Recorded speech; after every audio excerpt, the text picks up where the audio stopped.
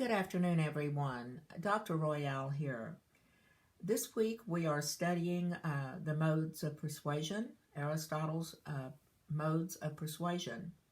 And I would like to visit with you a little bit about a study that I did a few years ago where I looked at the invention of proposals using the modes of persuasion and how these modes affect something called the elaboration likelihood model.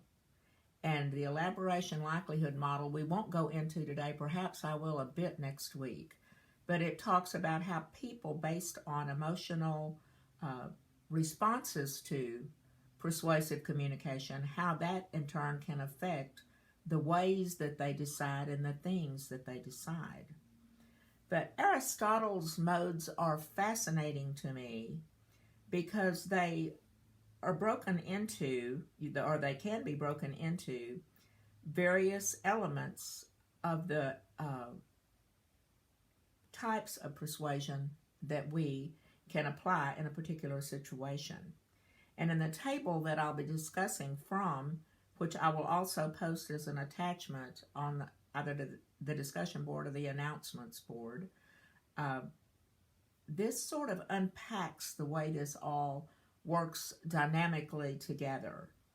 So when we look at Aristotle's modes of persuasion, we look at an ethos, we look at the character of the speaker, their competence, their good intentions, and the empathy that they can create with the audience.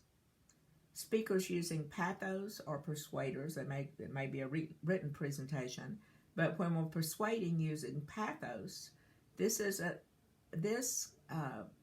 works with an emotional influence of the speaker on the audience.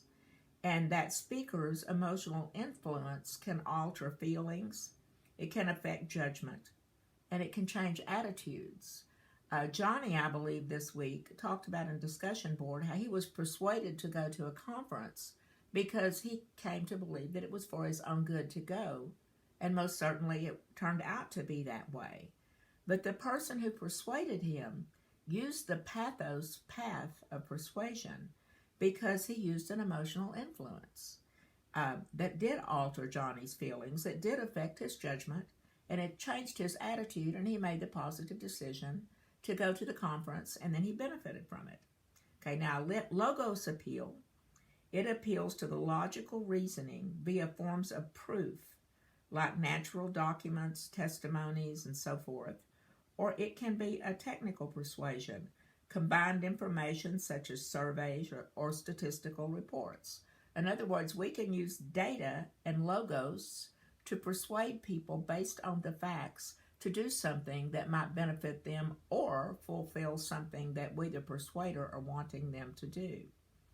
Now, let's look at the various modes of persuasion, beginning with ethos, which is the character of the speaker, and what areas they affect of the person. This table that I will be showing you talks about how the cognition is affected by the source of the speaker. If the speaker is trustworthy, successful, well-known, respected, and credible, then the person will cognate that, okay? Their emotional appeal of that will be justice, courage, wisdom, generosity, and sympathy. Now, you can employ these various types of appeals in this emotional appeal, this pathos type appeal. You can employ these elements here, talking about these elements, talking toward these elements to persuade a person emotionally to do something for their own good, like in Johnny's particular situation. You know, he looked at this and thought, well, you know, this is wisdom. So I will have the courage to step outside my normal box and do something that I might not necessarily do. Of course, then we have the logos, or the rationality persuasion, and that requires proofs. In other words, the order of the presentation, the balance and the content of the presentation, the context, the relativity and the believability. Okay, and what a logos type of appeal does is this appeals to the logic and the reason of a person. And it does require these things. We can, like, say we do a PowerPoint presentation on a conference we're wanting someone to attend, or a workshop we're asking them to participate in. We will appeal to them using, say, testimonies of people who have been to the conference. We will use documents that show how when people have this particular information and own this information, then the outcome is better for them in their profession. And then we'll look at technical things such as surveys and statistical reports that show that people who have been through this kind of training, how they benefit and how their companies benefit, and how even that the bottom line can be affected by this particular rational decision that can be made. Okay, so this little graph here, when I am trying to put together, say, an ad campaign for a product or for an organization, I will look at this. Okay, what does the audience look like?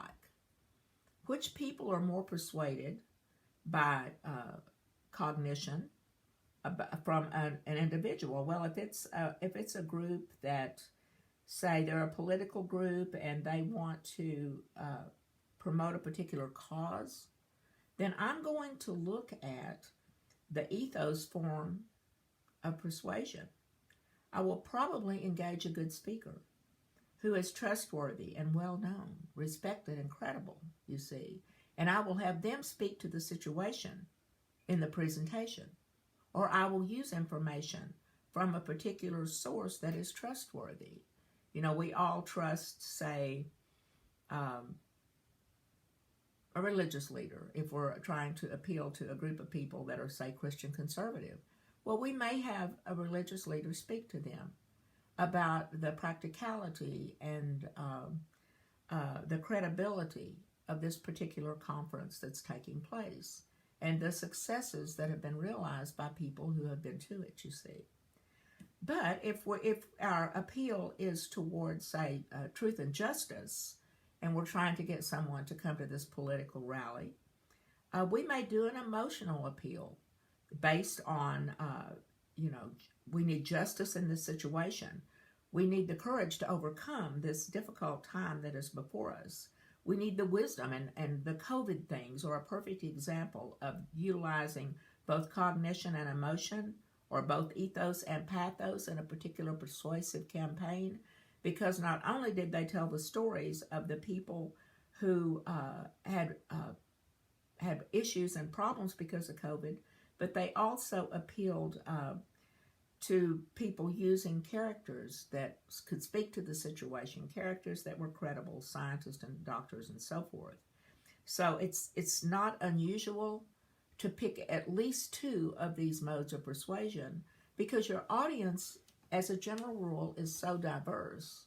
And in a diverse audience, particular types of people are more persuaded by a specific type of mode of persuasion. Like I myself am going to look at, I'm a logos person.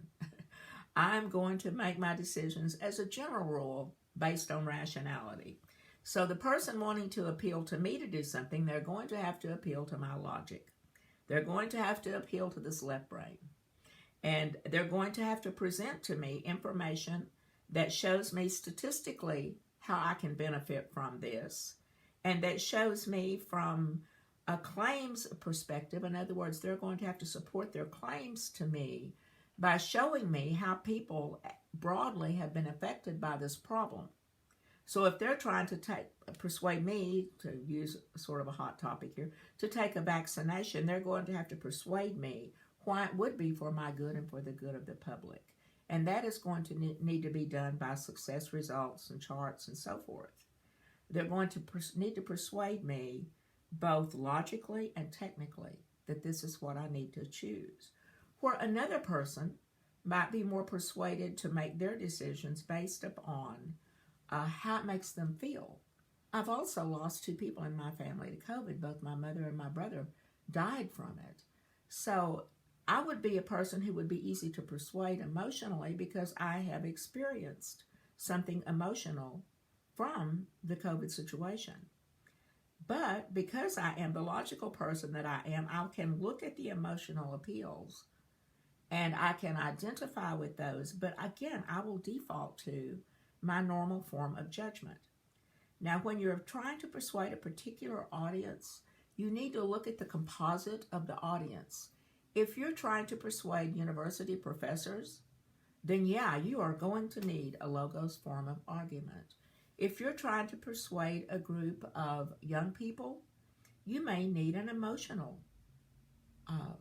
impact statement. You know, you may need to look at things that are emotional. If you're trying to persuade a group of people, say like the example I used before, a group of people who are Christian conservatives, you may want to use the character of the speaker coupled with an emotional pathos appeal. So you'll probably want to use an ethos and a pathos model combined to persuade those people. So it's fascinating the places we can go and the things that we can do to emulate Dr. Seuss here. It's fascinating the places we can go and the things that we can do to persuade people just using these simple tools here given to us by the philosopher Aristotle many, many years ago during the times of the Greek philosophers. So if you have any questions on this, please post something on the discussion board or send me an email. And consider utilizing all these things when you do develop your next 2 assignments. But most of all, consider audience, because that is the secret to being a good persuasive communicator, is understanding your audience first, or even a good reporter or a good journalist. The first thing we look at is audience and audience appeal. How do we appeal to this particular audience based on what mode their decision-making is operated around? So until next time, I wish you well on these assignments, and please let me know if I can help you in any way. Thank you, and have a great week. Bye.